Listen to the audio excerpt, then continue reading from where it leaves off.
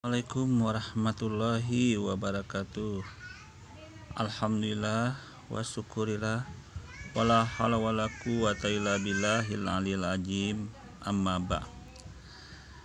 Oke, di video kali ini kembali Madia akan menganalisa beberapa postingan akun yang dibuat oleh orang-orang kafir yang mencoba dia untuk mengotak-ngatik dalam ajaran Islam itu sendiri. Baiklah, langsung saja kita akan simak dan nanti kita tanggapin apa yang ingin dia sampaikan dalam posisi seperti sekarang dia berargumen ini. Oke, go. Ayat bil lughah al-arabiyah, ayatnya sama persis, tetapi arti daripada kedua ayat yang saya bacakan tadi itu beda. Arti daripada kedua ayat yang saya bacakan tadi itu beda. Arti daripada kedua ayat yang saya bacakan tadi itu beda. Salam Bapak Ibu Saudara-saudari yang dikasihi Yesus dan yang saya kasihi. Berjumpa kembali dengan saya, Pendeta Rizuli Lubis. Sebelum kita melihat tayangan video ini, jangan lupa ya, subscribe, like, comment, and share. Bagikan video ini ke sebanyak orang menjadi berkat. Anda sudah mendukung pelayanan, bahkan Anda sudah melayani Tuhan ketika Anda membagikan video ini. Saksikan video ini. Shalom Bapak Ibu dikasih Tuhan, ketemu lagi dengan saya Abraham Effendi Usman. Pada kesempatan sore hari ini, saya berdoa kepada Bapak Ibu, kiranya damai Hamasiah menyertai Bapak Ibu. Dimanapun Bapak Ibu berada, dalam keadaan apapun Bapak Ibu, Tuhan menjaga, Tuhan melindungi, Tuhan yang meluputkan dari segala yang jahat. Dan Tuhan memberikan apa yang menjadi kerinduan Bapak Ibu. Tuhan jawab setiap doa Bapak Ibu. Tuhan jawab setiap pergumulan Bapak Ibu. Wahya bina anashkura alladhi qad hamalana minad dhulumati ila nur wa kadzalika ila siratil mustaqim. Bapak Ibu, shalom aki. Aku kabarkan Injil keselamatan. Bapak Ibu dikasih Tuhan, saya pada kesempatan kali ini saya akan tetap membahas tentang mu'alaf yang sering menjelekkan kekristenan. Tentang mu'alaf. Oke. Di sini kembali saya akan tanggapin dulu. Di sini Pendeta Rizuli Lubis dalam akunnya menampilkan postingan dari video seorang yang menjadi murtad dalam Islam itu. Apa itu murtad? Murtad itu adalah orang yang keluar dalam ajaran Islam. Tapi sedikit unik orang ini karena dia dalam membawakan pembuka tadi membacakan beberapa bahasa Arab yang sebenarnya artinya bukan memberitakan pengabaran Injil. Yang dibacakan itu dia mengandung makna ihdinas siratal mustaqim, yaitu jalan yang lurus. Jalan yang lurus ini yaitu jalan orang-orang yang mengikuti ajaran agama Allah yang sesuai dengan syariat dan sifat ketuhanan sejak zaman Nabi Adam sampai Nabi Muhammad. Itu semua satu jalur, satu rule. Mengapa saya katakan satu jalur, satu rule, satu mata rantai, boleh juga dikatakan seperti itu. Karena sejak zaman Nabi Adam sampai Nabi Muhammad, Tuhannya itu sama, Tuhan yang Maha Esa. Mengapa pendekatan yang bisa saya sampaikan di sini bukti yang sangat kuat, orang-orang Yahudi sifat ketuhanannya juga sama dengan Islam. Mereka bertauhid, mengesahkan Allah. Hanya saja orang-orang Yahudi ada beberapa prinsip, hal-hal yang mereka langgar dalam sesuatu hal yang nanti kita bicarakan pada video akun yang lain atau pada video yang lain ya. Kalau dalam hal ini saya hanya mengatakan bahwa sebenarnya satu rule, satu mata rantai ajaran agama sejak zaman Nabi Adam sampai Nabi Muhammad. Bahkan kitab dalam informasi dalam kitab-kitab sucinya pun itu bersifat ketuhanan yang Maha Esa, yang Maha bertauhid. Jadi tidak ada yang lain dalam posisi itu gitu loh. Oke. kita langsung kembali tanggapin orang ini. Yang sering mencaci maki kekristenan, tentang mu'alaf yang sering menghina kekristenan. Mereka tidak segan-segan mengatakan kitab Injil palsu, jangan baca lagi. Kitab Injil itu adalah karangan Paulus, tidak layak dibaca. Kitab Injil itu adalah sudah dipalsukan oleh tangan manusia. Nah, dan juga mereka, para mu'alaf, tidak segan-segan menghina dan mencaci maki Yesus, Tuhan yang mereka sembah dulu. Oke, di sini kembali Madi akan menanggapi dulu ya. Kalau saya berargumen, Pak, itu harus sesuai dengan fakta dan kenyataan. Kalau Anda menganggap mu'alaf itu secara umum, mu'alaf itu sangat banyak, karena artinya itu adalah orang yang masuk Islam. Yang Anda sampaikan ini tidak semua orang Islam itu seperti yang Anda, orang yang baru masuk Islam atau dikatakan mu'alaf, tidak semua seperti yang Anda sampaikan itu loh. Hanya mungkin beberapa orang. Itu sifatnya pribadi, sekali lagi, karena ribuan orang sekarang masuk Islam.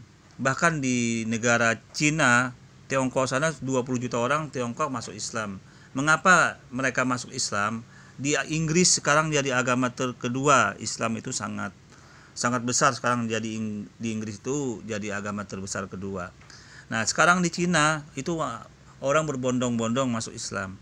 Karena apa? Karena mereka membuktikan sendiri bahwa yang menjadi korban tewas corona COVID ini ternyata banyak orang di luar Islam, orang-orang kafir, orang yang tidak mengikuti ajaran Taurat dan kitab Injil pada masa itu, karena melarang makan babi, makan haram-haraman yang dilarang. Itu kan dalam Injil dan kitab-kitab sebelumnya Taurat sudah dilarang. Bahkan Yesus pun itu tidak makan babi. Yesus pun juga tidak makan babi. Jadi kalau saya nilai ajaran yang dulu, kitab-kitab itu orang Islam lah sekarang yang menjalankan itu, banyak menjalankan. Dan terbukti umat Islam itu ternyata banyak yang selamat dalam virus corona itu, COVID sekarang ini. Nah, di Amerika itu 100 juta orang, 100.000 orang yang tewas karena COVID ini, karena virus corona. Jadi mereka juga berbondong memikir, kenapa orang Islam, memang ada yang kena orang Islam, tapi mengapa sangat sedikit yang kena gitu, yang tewas karena pikut. Nah, itu dilihat mengapa, karena mungkin karena virus corona aja tidak menggigit atau tidak menghinggapi orang-orang Islam itu gitu loh. Walaupun ada sebagian, mungkin karena orang itu apa itu kita nggak bisa cari tahu sebenarnya gitu loh. Tapi secara aklamasi, orang di luar Islam, orang-orang kafir tuh banyak yang tewas karena virus corona itu. Nah, ini yang membuat orang-orang itu berbondong-bondong sekarang masuk Islam. Berbondong-bondong masuk Islam. Itu yang membuat masalahnya. Ya, jadi kalau saya nilai itu Anda berargumen mengatasnamakan mu'alaf begini-begini, itu tidak semua seperti itu. Dan bahkan kalau saya nilai pun, apa yang mereka sampaikan itu, orang yang mu'alaf yang bisa berargumen seperti itu, kalau saya nilai jangan Anda buat argumen keseluruhan gitu loh. Oke, kita lanjut dulu ya. Mereka masih mencari, masih belum bisa move on. Dan mereka, Bapak Ibu, sering sekali mengatakan kepada jemaat yang mereka layani, sering sekali mereka mengatakan di setiap khotbah itu tidak cocok satu sama lain. Alkitab itu berubah-ubah. Nah, Bapak Ibu, perlu kita ketahui, kalau mereka mempertanyakan Bible, Alkitab, bisakah kira-kira kita mempertanyakan Al-Quranul Karim? Kalau Anda mencubit, maka Anda juga harus siap dicubit. Jangan ketika saya mempertanyakan satu hal nantinya, lalu ada orang yang melaporkan saya, sehingga saya ditangkap. Nah, sementara kita melihat bagaimana Yahya Woloni mencaci maki kekristenan, menghina Bible, menghina Yesus. Adakah hukum yang menyentuh Yahya Woloni? Adakah hukum yang menyentuh para mu'alaf yang lain? Tidak ada, Bapak Ibu. Tetapi setiap penginjil, Ketika mereka mempertanyakan hal yang berbau Islam, sudah ditangkap. Mereka mengatakan penistaan agama, penghinaan. Oke, saya jawab dulu ya mengenai argumen si murtad ini mengenai penistaan katanya apabila mempertanyakan suatu ajaran agama. Saya nilai argumen orang ini masih terlalu umum. Sifatnya masih terlalu umum, berbicara tentang mualaf, berbicara tentang si murtad. Jadi masih sangat umum sekali karena ribuan jutaan orang masuk Islam sekarang di dunia ini, tidak semuanya seperti yang disampaikan oleh orang si murtad ini. Yang pertama itu. Yang kedua, hukum di Indonesia itu saya kira sangat cukup baik ya. Sudah cukup baik hukum di Indonesia itu mengatur semua. Memang apabila ada unsur penistaan di dalamnya, ada baik itu ajaran Islam maupun Kristen, itu pasti proses hukum, pasti diproses hukum. Apabila tidak ada unsur penistaannya, tidak cukup bukti namanya, ya nggak bisa dihukum, tidak bisa dijadikan tersangka karena belum cukup bukti, gitu loh. Jadi kalau Anda mau mempertanyakan Al-Quran, membahas Al-Quran, beropini Al-Quran, berargumen, silahkan, tidak ada masalah. Itu tidak memenuhi unsur penistaan, tidak mengandung unsur penistaan seperti itu. Silahkan Anda berargumen. Saya yakin 100% itu bukan unsur penistaan. Kalau hanya Anda berargumen, beropini, mengkritik, atau apapun terhadap ajaran Islam, itu tidak ada unsur penistaannya. Karena apa? Karena dalam Islam pun itu ustadz itu berceramah agama di masjid, di mimbar, itu juga berbicara tentang suatu keyakinan ajaran agama yang terkadang ajaran yang disampaikan oleh ustadz yang berupa Al-Quran itu terkait atau terkolerasi dalam ajaran agama orang di luar Islam itu sendiri. Tapi karena ini berbicara di ruang lingkup umat Islam, berbicara tentang Al-Quran, ya tidak ada masalah gitu loh. Makanya Anda nggak bisa berpikiran penggiringan opini seperti itu. Karena unsur penistaan itu apakah terpenuhi apa tidak, itu bisa dilihat dari pemaparan atau konteks ustadz atau dai tersebut menyampaikan di ruang mana, pada posisi mana. Nah, itu di masjid atau di luar atau bagaimana, itu Anda harus dipilah-pilah dulu. Makanya unsur penistaannya pun belum tentu terpenuhi. Tapi kesalahan Anda ini si murtad, Anda langsung beropini, berargumen seperti itu. Itu sangat salah, kesalahan fatal. Anda berbicara tentang Tuhan yang tiga dalam satu. Di dalam Al-Quran sudah dikatakan bahwa itu perbuatan yang sangat dilarang. Sebuah perbuatan murtad dilarang, tidak ada Tuhan sifatnya seperti itu. Al-Quran berbicara seperti itu. Nah, kalau ada agama lain merasa tersinggung, yaitu urusan agama di luar. Karena dalam Islam memang dilarang. Al-Quran itu sudah berbicara seperti itu, konsep ketuhanan dalam Islam. Karena dalam tauhid, apabila ada Tuhan itu dikatakan tiga atau satu atau apapun namanya, itu dalam menyekutukan Tuhan, itu sudah dilarang dalam Islam. Itu keyakinan Islam. Nah, kalau sementara Anda katakan itu menista agama, ajaran agama orang lain, nah berarti Islam tidak bebas dong berbicara tentang Al-Quran di dalam masjid gitu loh, dalam mimbar. Nah, itu artinya komen Anda juga tidak sampai seperti itu seharusnya. Anda harus berpikir mana unsur penistaan, mana unsur yang bukan penistaan.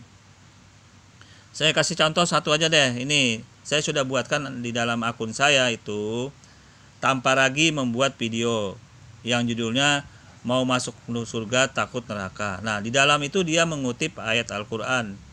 Ayat Al-Quran yang dikutipnya itu surah Al-Baqarah ayat 62. Nah, di dalamnya itu arti terjemahannya itu orang-orang yang dikatakan itu di dalam Al-Quran itu disinggungnya itu ada orang-orang yang beriman. Dalam terjemahan itu ada orang Yahudi, orang Nasrani, dan Sabi'in. Ada 4 subjek.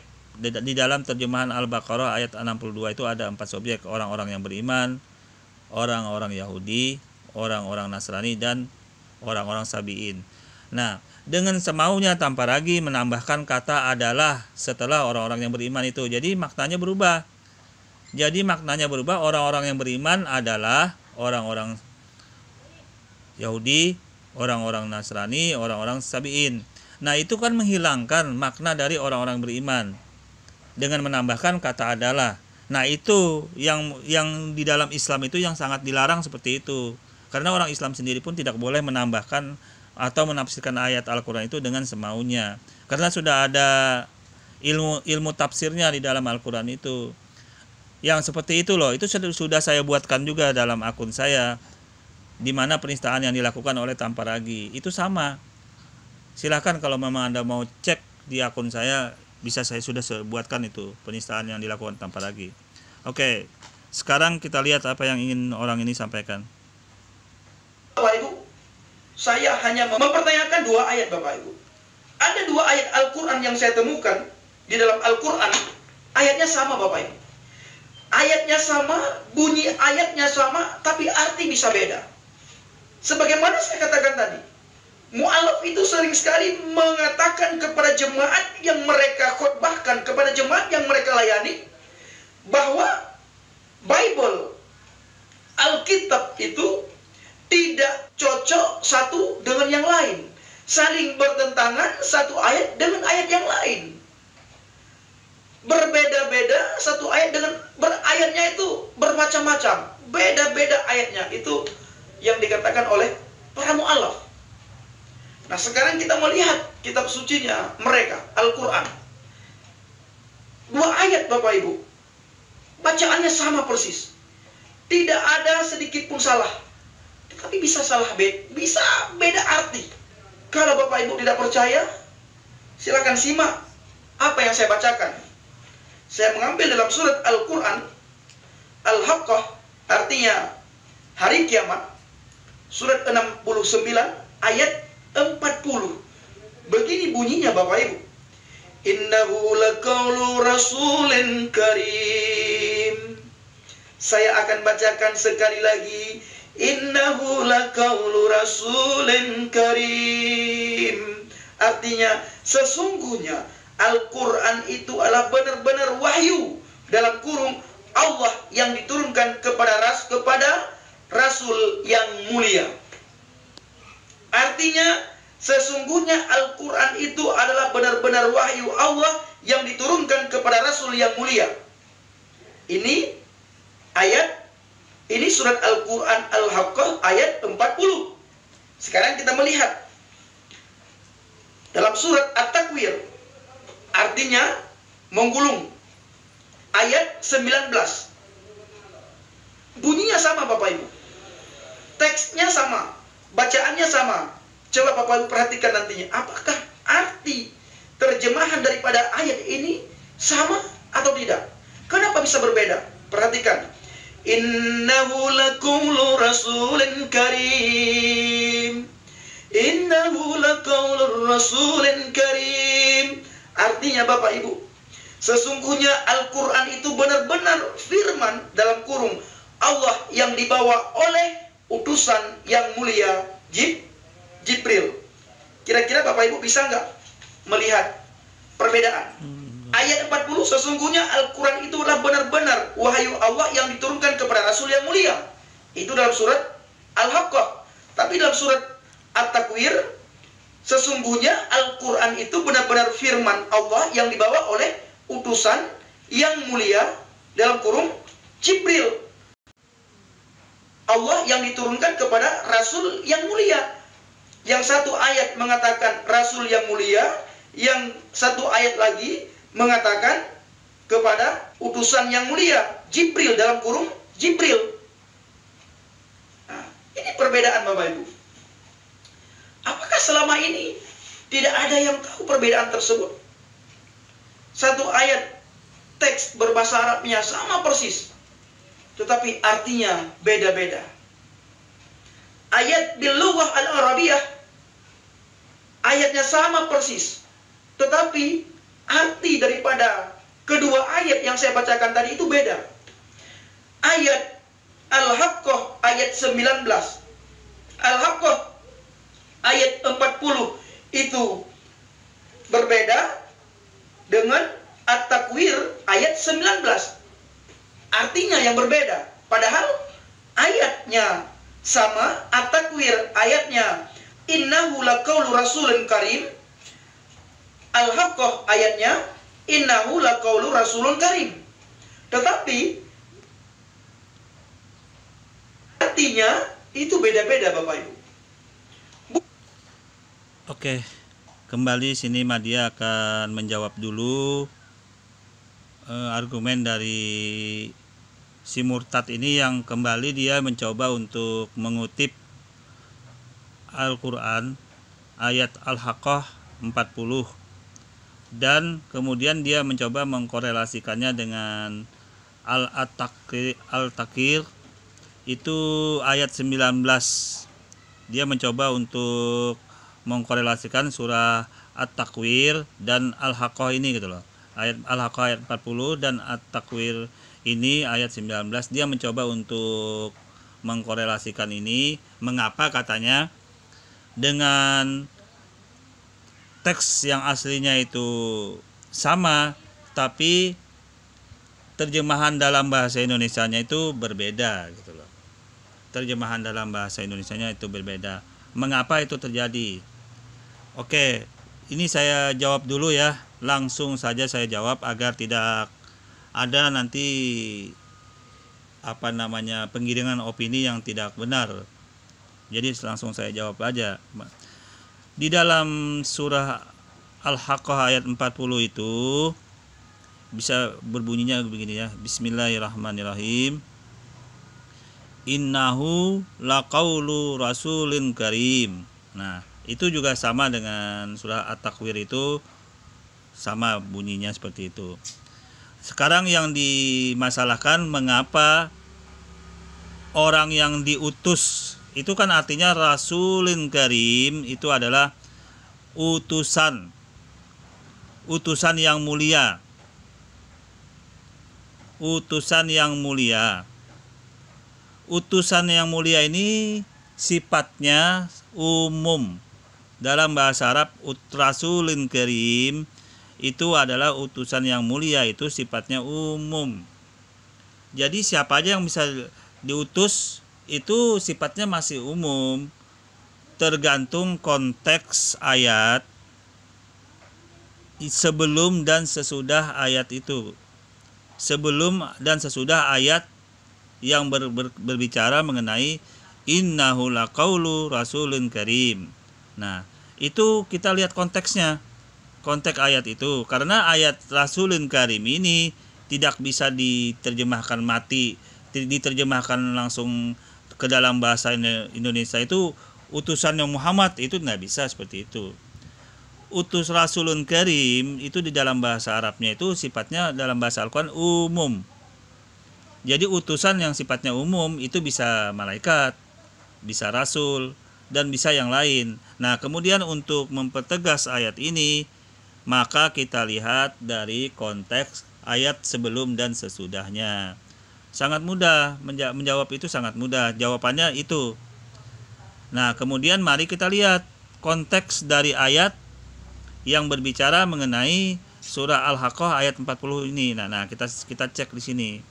Nah, sekarang kita lihat surah Al-Haqqah. Nah, kita cek dari ayat 38 sampai 43. Nah, ini artinya ini. Maka aku bersumpah dengan apa yang kamu lihat dan apa yang tidak kamu lihat. Sesungguhnya Al-Quran itu adalah benar-benar wahyu Allah yang diturunkan kepada Rasul yang mulia. Dan Al-Quran itu bukanlah perkataan seorang penyair. Nah, kemudian dilanjutkan, sedikit sekali kamu beriman kepadanya, dan bukan pula perkataan tukang tenun. Sedikit sekali kamu mengambil pelajaran darinya. Ia adalah seorang yang penyampai dari wahyu Tuhan alam semesta ini, gitu loh. Nah, dari konteks ini yang dimaksud orang dalam Al-Quran ini, rasul yang mulia ini atau utusan yang mulia ini siapa? Nah, itu kita cek dari konteks ini.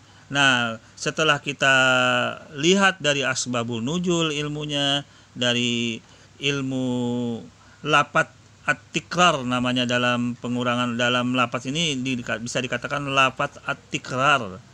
Nah, jadi lafaz at-tikrar ini memang ada di ayat yang lain juga dibunyikan, kemudian lihat konteksnya. Ternyata ayat ini konteksnya adalah tertuju kepada Nabi Muhammad. Lihat konteksnya, konteks ayat ini loh. Ternyata ayat ini tertuju kepada Nabi Muhammad. Jadi makna yang diterapkan di dalam Rasulin Karim pada surah Al-Haqqah 40 ini otomatis tertuju kepada penyampai wahyu itu, yang menyampaikan itu Nabi Muhammad Shallallahu Alaihi Wasallam. Begitu cara menyampaikannya ini gitu loh. Nah, kemudian mari kita cek surah At-Takwir. At-Takwir ini kita cek, surah At-Takwir ini yang ayat 19 ini kita cek apa yang terjadi di dalamnya gitu loh. Nah, sekarang kita cek surah At-Takwir ya. At-Takwir yang disampaikan ini. Nah, kita cek. Nah, ini Bismillahirrahmanirrahim. Innahu laqaulu rasulin karim.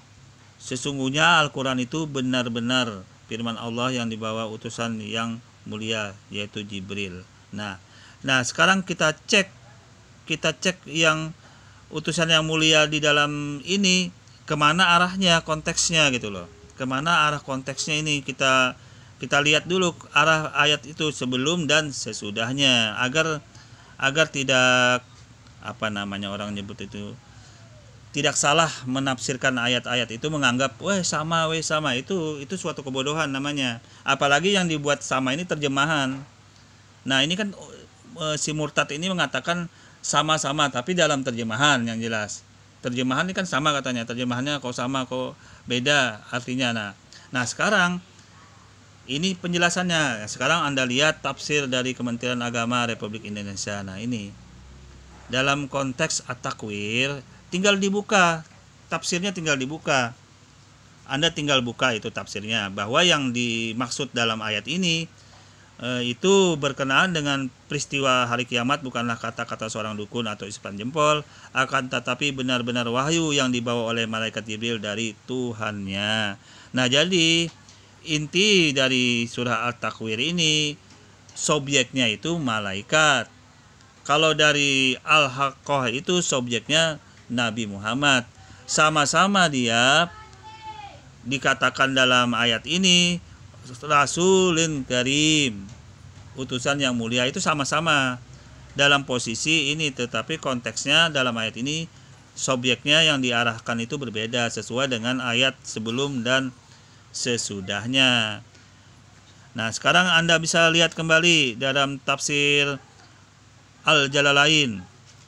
Nah, sekarang kita bahas tafsirnya. Sebenarnya Anda si murtad ini, apakah saya bilang katakan dia nggak ngerti Al-Quran? Kan tinggal dibuka tafsirnya. Sesungguhnya Al-Quran itu benar-benar firman Allah yang dibawa oleh utusan yang mulia, yakni dimuliakan Allah, dia adalah malaikat Jibril. Lafaz al-qaul dimudafkan kepada lafaz rasulin karena al-qaul itu firman itu dibawa turun olehnya. Nah, itu jadi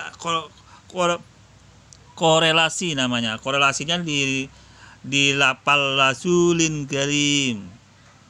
Al-qaul itu firman yang dilapalkannya. Nah, jadi ini dalam tafsir Al-Jalalain. Ya, bisa juga sih ke tafsir-tafsir lain dibuka kembali, banyak ini yang menjelaskan ini.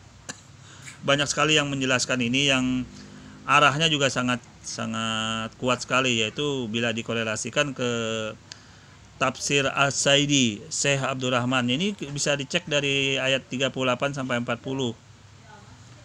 Jadi kalau saya nilai ya, si murtad ini tidak mengerti dia tafsir Al-Quran itu yang bagaimana. Tinggal dibuka tafsir Al-Quran itu, di situ sudah sangat jelas makna yang teks Rasulin Karim itu maknanya secara umum. Jadi secara umum, nah apabila diterjemahkan ke dalam bahasa Indonesia maknanya itu di dalam kurung dipertegas bahwa Al-Haqqah ayat 40 itu merujuk subjeknya kepada Nabi, penyampai wahyu. Nah, kemudian kalau dirujuk ke At-Takwir 19 itu subjeknya itu malaikat, penyampai wahyu juga yang tapi dari Allah gitu loh. Nah, sedangkan yang posisi yang At-Takwir yang kedua subjeknya dari Muhammad ke manusia pada masa itu. Jadi sudah sangat jelas ya. Siapa yang bodoh di sini, yang pura-pura pintar atau memang dia pura-pura bodoh. Sebenarnya dia tahu tapi pura-pura bodoh, bisa juga nih orang. Ya kan? Memang atau bisa memang bodoh benar gitu loh. Karena dalam Islam itu orang itu kalau sudah mengetahui bacaan-bacaan Al-Qur'an yang sudah seperti itu, seharusnya ilmu tajwid, ilmu tafsir Al-Qur'an, ilmu asbabun nuzul itu sudah sangat harus dikuasain kalau dalam kelas seperti pintar membaca seperti ini gitu loh. Nah, oke. Saya kira sudah cukup jelas ya. Jadi saya sudah jawab ini berdasarkan dalil Al-Qur'an, tafsir Al-Qur'an yang sebenarnya. Jadi kesalahan orang ini, dia tidak bisa atau pura-pura bodoh atau memang bodoh memang tidak bisa mengartikan bahwa terjemahan dari Rasulin Karim ini itu sifatnya umum. Utusan yang mulia ini bisa diterjemahkan malaikat, bisa diterjemahkan nabi, tergantung konteks sebelumnya dan sesudah ayat itu yang berbicara. Ini kan sudah saya contohkan ini. Nah, ini tergantung konteks ayatnya. Nah, di dalam posisi ini Al-Haqqah ini merujuk kepada subjeknya nabi atau rasul Nabi Muhammad SAW. Nah, dalam konteks yang di awal ayat At-Takwir itu merujuk kepada malaikat. Oke, saya kira cukup jelas ya mengenai bahasan perbedaan-perbedaan yang disampaikan oleh si murtad ini yang mencoba untuk berbicara mengenai tafsir Al-Qur'an itu sendiri gitu loh. Oke, saya lanjut dulu ya. Sama, bacaan ayatnya sama, tulisannya sama, tidak berubah sedikit pun, tetapi artinya bisa berbeda. Nah, pertanyaannya, apakah tidak ada orang yang tahu selama ini? Atau apakah tidak ada orang yang baca selama ini? Kalau tidak ada orang yang baca, itu tidak mungkin, Bapak Ibu. Oke, jawabannya karena Anda bodoh. Anda tidak bisa membedakan terjemahan dan teks asli dari kitab Al-Quran itu yang mengatakan bahwa Rasulin Karim itu terjemahannya masih umum. Utusan yang mulia itu bisa dikatakan itu nabi, bisa juga malaikat, tergantung teks ayat-ayat sebelum dan sesudahnya. Karena di situ kan sudah jelas innahu laqaulu rasulin karim. Kan sudah sangat jelas sesungguhnya Al-Qur'an itu benar-benar firman Allah. Nah, dalam posisi ini utusan yang mulia ini tergantung konteksnya ayat sebelumnya. Lihat ayat sebelumnya dan lihat ayat sesudahnya, maka itu subjek yang di sini sudah sangat jelas nanti siapa subjeknya yang dimaksud Rasulun Karim ini. Saya kira sudah sangat jelas. Anda aja yang bodoh atau pura-pura bodoh, tapi kalau saya nilai memang bodoh gitu loh. Tinggal baca tafsirnya, tafsir Al-Qur'an tuh banyak. Tafsir Al-Depak boleh, ya kan, Jalalain boleh, dan yang lain-lain. Oke, saya lanjut dulu. Pasti orang bolak-balik baca ini. Tapi kenapa tidak ada orang yang merasa bahwa kok ini berbeda ya antara ayat 19 surat At-Takwir dengan ayat 40 surat Al-Haqqah. Ayatnya bunyinya sama, ayatnya sama, tapi artinya bisa beda. Nah, ini Bapak Ibu. Persoalannya tahu Bapak Ibu atau tidak? Persoalannya banyak saudara-saudara kita dari seberang, khususnya kaum Islam, agama Islam, mereka hanya membaca teks. Tapi sedikit sekali yang memahami arti daripada bacaan tersebut. Mereka baca teks, baca bahasa Arab, tetapi tidak membaca arti. Sehingga mereka tidak bisa dibilang kenapa bisa berbeda. Ayatnya sama, bunyinya sama, arti beda. Itu kenapa? Oke, langsung saya jawab aja. Di dalam Al-Quran itu kan ada tafsirnya. Sudah jelas ada tafsir Departemen Agama, ada tafsir Jalalain, ada tafsir Ibnu Katsir. Tinggal dibuka, dibaca maksudnya. Misalkan begini, Anda masalahkan tadi surah Al-Haqqah ayat 40. Nah kan tinggal dibuka tafsir Ibnu Katsir atau tafsir Jalalain. Apa sih maksudnya ini? Rasulin Karim ini siapa sih? Nah itu kan sudah dijelasin di dalam itu, merujuk kemana. Karena kan ini harus dijelaskan dengan ayat sebelumnya. Karena ini kan penggalan ayat dari 40 ini, berarti Anda harus cek dari ayat 38. Siapa subjeknya di sana? Nah kan karena sudah jelas itu subjeknya, itu konteks dari subjek ayat-ayat sebelumnya itu Nabi Muhammad sebagai utusan, maka Rasulin Karim yang dimaksud di sini adalah Nabi Muhammad, Rasul Allah. Nah begitu. Nah kemudian Anda cek juga surah At-Takwir. Nah surah At-Takwir itu kemana merujuknya? Tinggal dibuka kembali tafsirnya. Tinggal dibuka tafsirnya, kan tidak susah. Tinggal ketik aja di Google pun bisa, di YouTube. Tinggal Anda buka kok tafsir surah At-Takwir. Nah nih surah tafsir Quran. Nah ini saya buka di YouTube, nah di Google. Tafsir Quran At-Takwir oleh Kementerian Agama RI. Nah Anda cek ayat 19. Nah, ini sudah artinya di dalam ayat-ayat ini Allah menjelaskan objek sumpah yang disebutkan dalam ayat 15 sampai 18. Nah, sekarang yaitu sesungguhnya apa yang diberitahu oleh Muhammad tentang peristiwa hari kiamat bukanlah kata-kata seorang dukun atau isapan jempol, akan tetapi benar-benar wahyu yang dibawa malaikat Jibril dari Tuhannya. Subjeknya siapa? Subjeknya yaitu malaikat, yaitu utusannya. Cek ke bawahnya. Allah telah menyipati utusannya membawa Al-Quran tersebut, yaitu malaikat Jibril dengan 5 macam sifat yang mengandung keutamaan. Nah, di sini sudah sangat jelas. Tidak ada yang berbeda, tidak ada yang kontradiksi, tidak ada yang terbentur. Sini benar, konteksnya benar. Yang bodoh itu Anda karena Anda mencoba untuk mengkorelasikan ini dalam terjemahan bahasa Indonesia.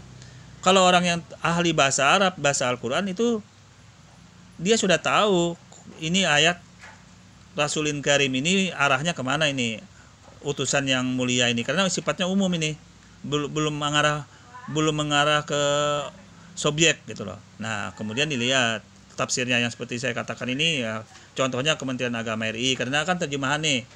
Nah cek, nah dicek, oh ternyata ayat ini satunya utusan Karim yang mulia ini Muhammad, oh satunya malaikat. Nah berarti kan sudah jelas mana yang salah.